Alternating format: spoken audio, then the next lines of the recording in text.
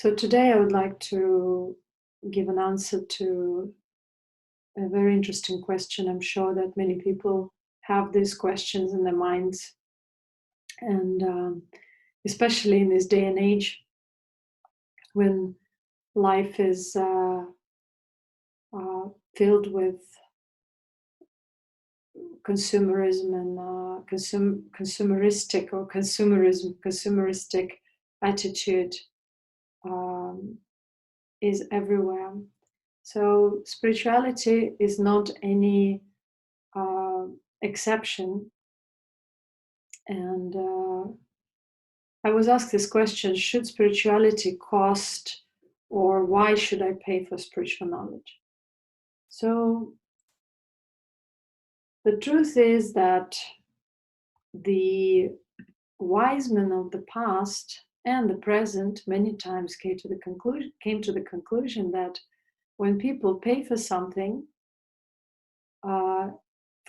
genuine, they appreciate it more. Yet when they are truly pure and genuine, they may receive this knowledge free.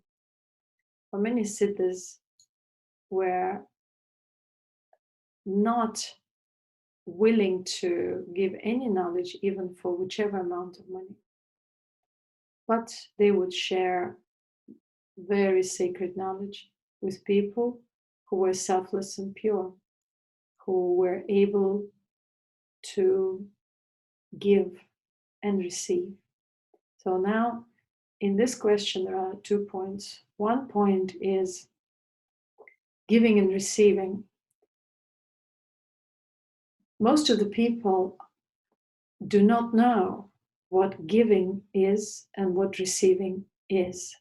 So you might wonder that why is she saying that when the whole life is just an exchange of give and take? Well, the truth is that if you look in the depth, most of the people are extremely victimized. A victim feels like he or she is against the world. So even when there is a give and take, it is not selfless. It is not a part of one's sharing, one's unconditional sharing and one's unconditional ability to receive. So victims, if you give something to a victim, the victim will suspect it might be a trap, it might be something that people want to lure me into. The victim is neither able to receive nor is able to give, because every time the victim gives, there is some expectation. The true unconditional experiential knowledge is called unconditional because it goes beyond the notions of victimization and spiritual obscurity. And that's why such knowledge is self-protected. It can only sprout out in pure vessels, and it's protected because it will not reveal itself in the vessel which is full of impediments, distortions, and overall ignorance. So only through self-refinement we are able to really, you may say, open up to that knowledge within. So should spirituality cost? Spirituality is invaluable. It doesn't have any price. But it's very difficult for people to tell what is what, because they usually think that anything which carries similar words is the same thing. That's why there is difference between true knowledge and bookish or false or repetitive knowledge, which is retold by someone else. So that which is retold, rewritten, speculated upon, is bookish knowledge, is secondary knowledge, is not the knowledge that is of an evolutionary value or nature. Such knowledge does not do anything. It fills you in with theory, but lacks experience. So most of the true traditions or spiritual beings knew about that, and they knew that in order to preserve the knowledge, you need to transmit it. So if there is just a dry word without transmission, this knowledge is nothing. So true knowledge has to be transmitted. But it's not the knowledge that is transmitted, it is the being. The being means that knowledge that has been realized in a particular vessel, and it became a being. It became one's being that emanates. So true knowledge is possible only through the process of turning within, awakening to the essence of the self and the essence of the karma, which is the subtle being, the consciousness, the mind, whatever you want to call it. You turn within and you realize that you exist not because of the body, or the body exists because of the subtle. So you realize that you produced karma. This karma is your body, and it is there because there are subtle distortions, conscious impressions. Before you weren't aware about it, now you're aware. So when you refine your subtle, you refine your karma. To completely refine and free yourself from karma means to dissolve your body through that powerful radiation of the self, which is the subtle light body. So if you want to destroy your karma, kill your karma, you have to destroy your body. But this is not the point of destruction here. Spirituality is not about destruction. Spirituality is about turning the evolutionary wheel backwards and realizing the essence behind the body, realizing your own essence. Once you realize your own essence, you realize that the knowledge is not for the body. The knowledge is for you, and you create the body. As long as you have that karmic imprint in yourself, you will have the karma, which means the body. With the refinement of the self, you refine your karma, your body, and gradually you will dissolve it. Then it means the end of karma, complete dissolution into the light essence or into the self. So now this knowledge cannot be bought. It is our natural evolution process. But to access it, to access the actual path of refinement, is where there is the cost involved. Because someone who is also in the physical body and who has gone on to a certain level of realization, they are the vessel of knowledge. They are the emanation of knowledge. They need to be also supported on this path because they dedicate their life for this. So when these kind of beings dedicate themselves to this knowledge preservation in their own knowledge, in their own body, and when others want to be around to perceive that knowledge in the form of the experience of absorption and realization of their essence, these beings have to support this body while it's alive. But the knowledge itself will always protect itself, even if someone who's not genuine, who comes around that kind of being, they will perceive, but they will not be able to contain this knowledge. So true spirituality and true knowledge have no value, but the source and or the example, the vessel of the knowledge is there, still existing in the physical body. They're going through their spiritual evolutionary process as well on their level. And people who benefit from their presence, from their emanation of the self, which is the true transmission, which is the knowledge and the experience at the same time and separately. So these beings don't ask for anything rather than their time. They wouldn't like to waste their time or to waste their being on people who cannot contain it. So this being has to find the response in the other beings. So those beings who feel the resonance, they reconnect and they understand that the support for this path is important, for instance. And so they support the path, they support the effort of the living example, rather than they pay for the knowledge. Nobody can pay for the knowledge, it's free. But those people who are not genuine and who do not understand what true knowledge is, who cannot contain this knowledge, they will prefer paying because they only understand this kind of relationship. And so they will go and tangle themselves more and take detours and receive whatever experience they intend to receive.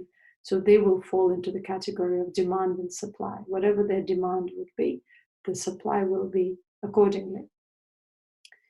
The true knowledge will not have a demand because it is an inner urge, the degree of maturity and the degree of purity which will make one resonate with the true knowledge. So what comes to transmissions are not something that the true spiritual transmission can have a seed of intent, but mostly it is just an emanation. The more the being is integrated, the more they transmit their being effortlessly. They're not trying it. They don't need to hold necessarily hands. But if they hold something or if they do something, there is a meaning to it for them only. So when people try to act like spiritual clowns, they stop their evolution there and then, because there's nothing more to it. It's just a game, a play of action.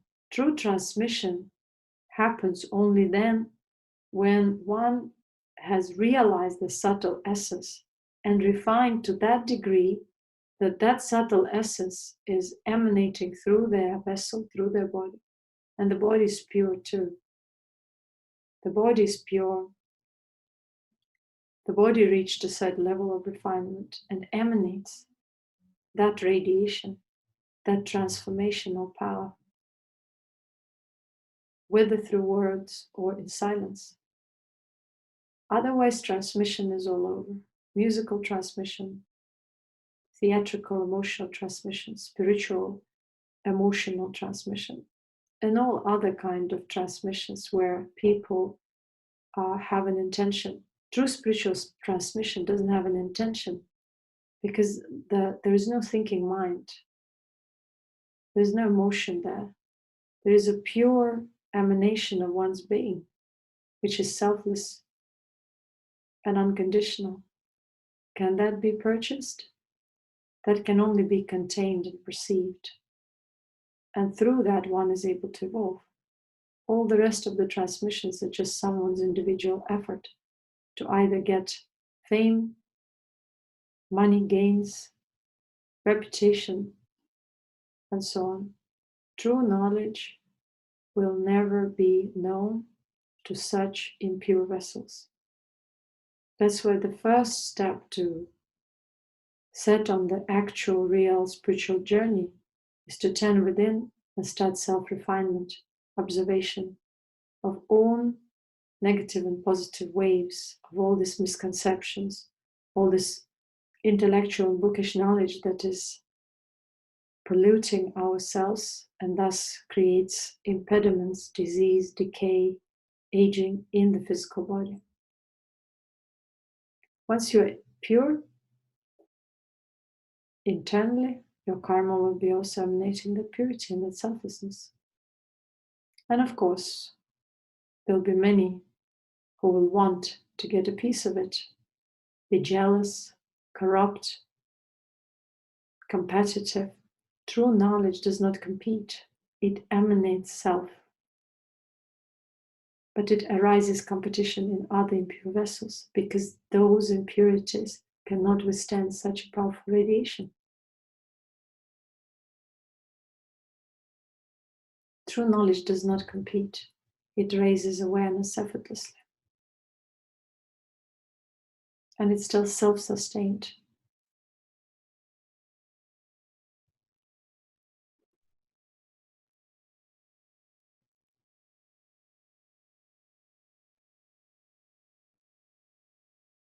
One is able to find this knowledge, to come across this, to perceive it, and eventually realize it only by grace, which is defined by the degree of their inner purity and selflessness, which are not defined by the social and religious standards of purity and morale.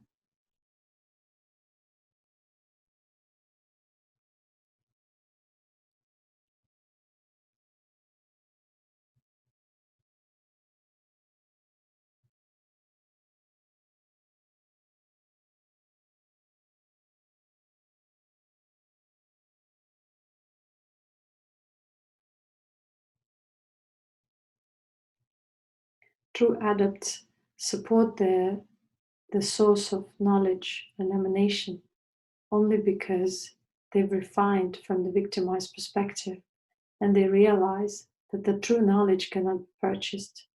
The donation or the support can be offered only as a gratitude, as a little drop to sustain that and make this path available and possible for others to get access to receive this knowledge as well. So it's a very different model of understanding what is commercial and what is true. But only one who is refined can see through all the veils of this reality. Otherwise, people get confused.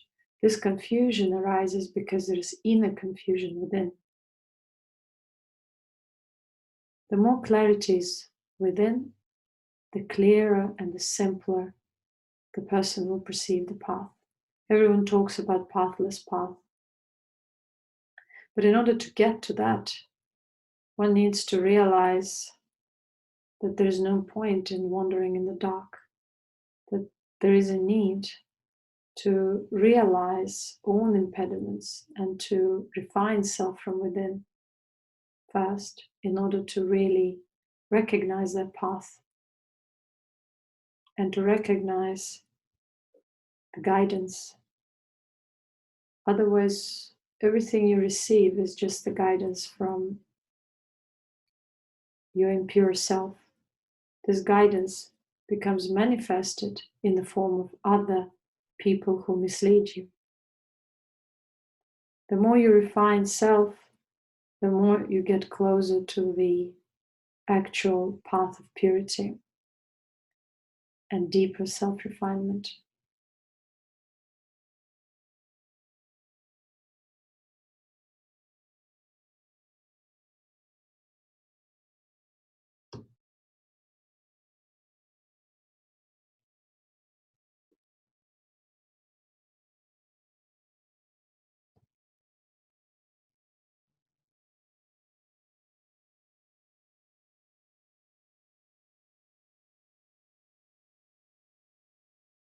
True spirituality is extremely simple.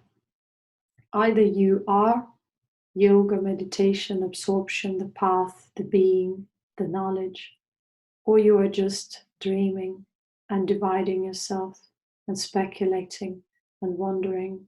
If there is no stillness, if there is no integration, if there is no emanation, that is no meditation, that is no knowledge, that is no spirituality. That is just dreaming of spirituality, being deeply engrossed and involved in this gross emotional reality and making money out of ignorant fools who have no idea what is what and who are dreaming and hallucinating themselves, using drugs, using occult, bookish knowledge, yet being veiled by jealousy, competition, inability to understand who they are, wandering, shooting in the dark, practicing something voluntarily. All these things don't lead you or anyone anywhere. True grace is pouring on all of us all the time. But due to our veils, we're not able to perceive it. And that's why we're not able to see the path within.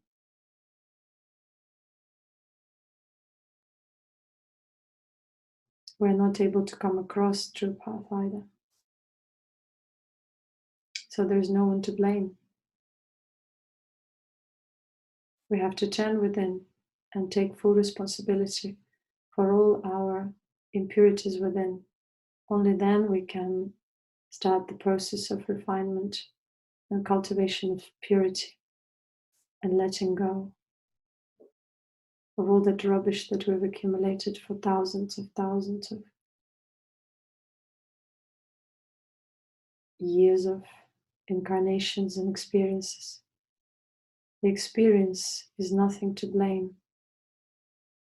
The experience is not to blame,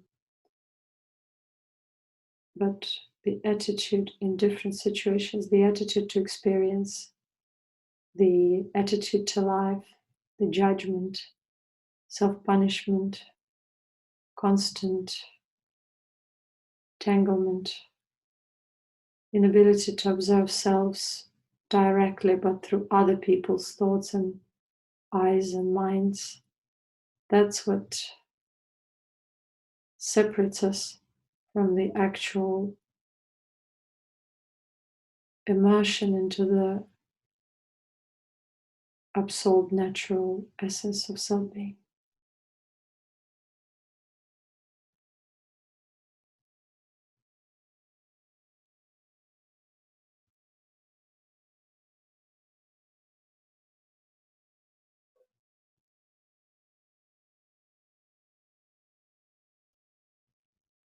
Many people dream of awakening, yet are not able even to sit or be still for a minute. What kind of awakening is this? Awakening means absorption to natural being, which is blissful nothingness, which is still, which is contentment, which is difficult to describe, which is the emanation.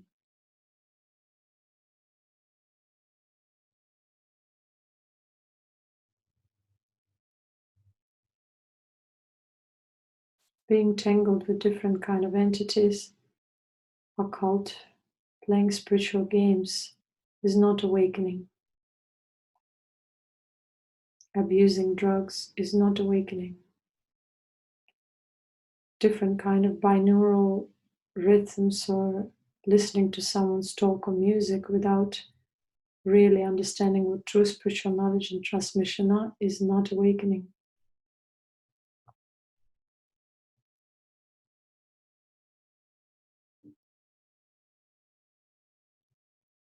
True knowledge can be neglected, can be misunderstood, not noticed.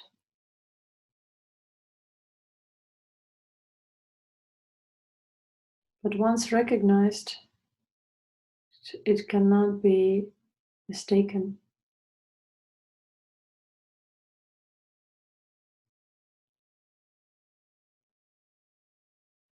It is direct experience.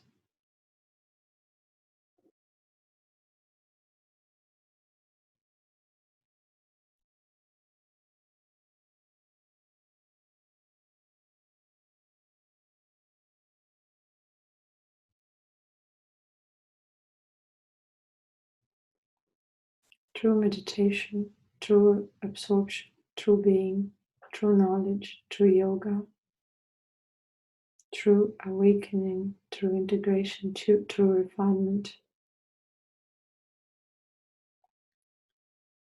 and true karmic cleanse. That's the power of true spiritual transmission. Absolute stillness.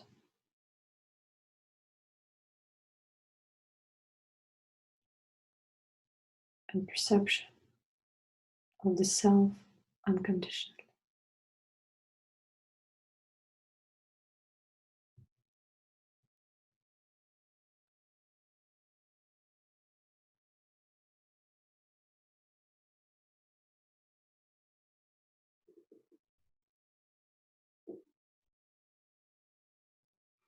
This transmission is not given for you to think that there is some kind of a boasting going on.